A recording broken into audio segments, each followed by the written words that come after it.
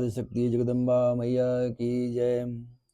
ऋग्वेदोक्त देवी सूक्तम अमित्यष्टर्वचस्य सूक्तस्य भागाम्भृणि ऋषि सच्चित् सुखात्मकः सर्वगतः परमात्मा देवता द्वितीयाया ऋचो जगति शिष्टानां तुष्टुप्छन्दः देवी महात्म पाठे विनियोगः।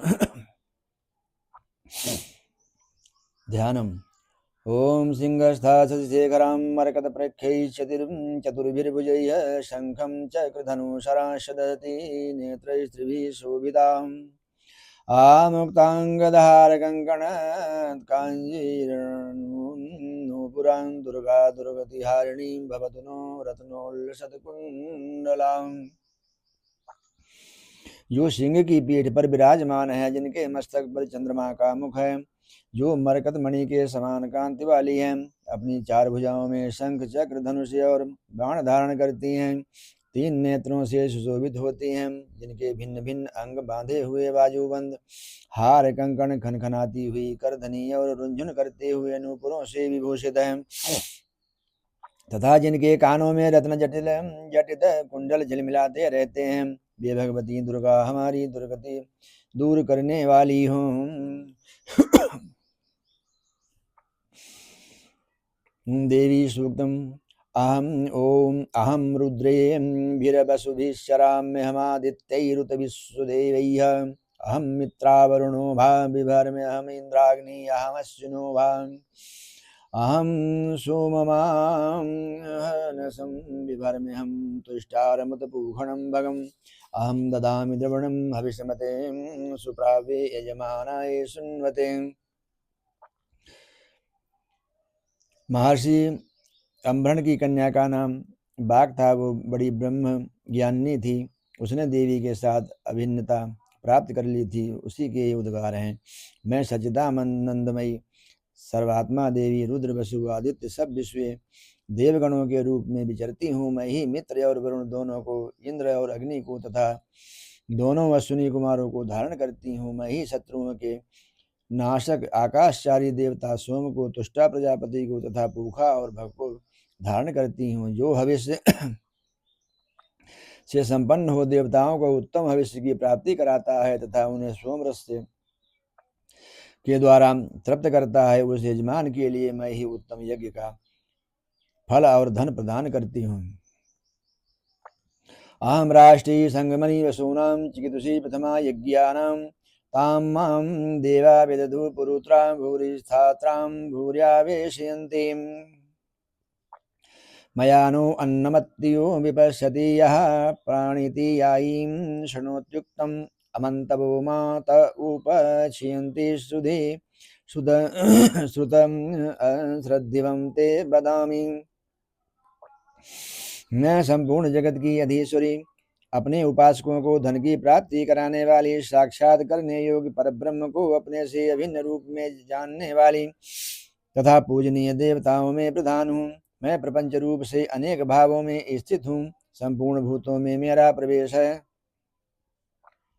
अनेक स्थानों में रहने वाले देवता जहाँ कहीं जो कुछ भी करते हैं वो सब मेरे लिए करते हैं। जो अन्न खाता है वो मेरी शक्ति से ही खाता है, क्योंकि मैं ही भोक्तृ शक्ति हूँ। इसी प्रकार जो देखता है, जो सांस लेता है तथा जो कही हुई बात सुनता है, वो मेरी ही सहायता से उक्त सब कर्म करने में समर्थ होता है। जो मुझे इस रूप में नहीं जानते, वे न जानने के कारण ही दीन दशा को प्राप्त होते हैं। हे बहुश्रुत, मैं तुम्हें श्रद्धा से प्राप्त होने वाले ब्रह्म तत्व का उपदेश करती हूँ, सुनो। अहमेव स्वयं इदं वदामि जुष्टं देवेभिरुतमानुषेभिः यं कामयें तं तमुग्रं प्रणोमि तं ब्रह्माणं तं ताम्रेसिं तं सुमेधाम। मैं स्वयं ही देवताओं और मनुष्यों द्वारा सेवित इस दुर्लभ तत्व का वर्णन करती हूँ। मैं जिस पुरुष की रक्षा करना चाहती हूँ उसको उसकी सबकी अपेक्षा अधिक शक्तिशाली बना देती हूँ। उसी को सृष्टिकर्ता ब्रह्मा, परोक्ष ज्ञान संपन्न ऋषि तथा उत्तम मेधा शक्ति से युक्त बनाती हूँ। अहम रुद्राय धनुरा तनोमि ब्रह्मद्विषे सर्वे हंतवाऊ। अहम जनाय समदम कणोम्यहम द्यावा पृथिवी आविवेश। मैं ही ब्रह्म द्वेषी हिंसक असुरों का वध करने के लिए रुद्र के धनुष को चढ़ाती हूँ। मैं ही शरणागत जनों की रक्षा के लिए शत्रुओं से युद्ध करती हूँ तथा अंतर्यामी रूप से पृथ्वी और आकाश के भीतर व्याप्त रहती हूँ।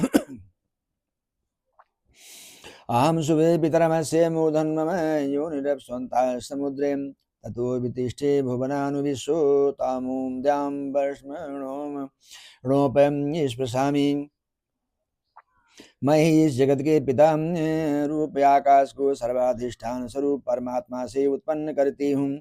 समुद्र संपूर्ण भूतों के उत्पत्ति स्थान परमात्मा में तथा जल बुद्धि की व्यापक वृत्तियों में मेरे कारण रूप चैतन्य ब्रह्म की स्थिति है। अतएव मैं समस्त भुवन में व्याप्त रहती हूँ तथा उस स्वरलोक का भी अपने शरीर से ही स्पर्श करती हूँ। आमेव वातैव प्रभाम्यारभमाणा भुवनानि विश्वा परो दिवापर येना पृथिव्यै तावती महिना संबभूव। मैं कारण रूप से जब समस्त विश्व की रचना आरंभ करती हूँ तब दूसरों की प्रेरणा के बिना स्वयं ही वायु की भांति जलती हूँ। स्वेच्छा से ही कर्म में प्रवृत्त होती हूँ। मैं पृथ्वी और आकाश दोनों से परे हूँ। अपनी महिमा से मैं ऐसी हुई हूँ। जय जय श्री माता रानी महाकाली की जय हो।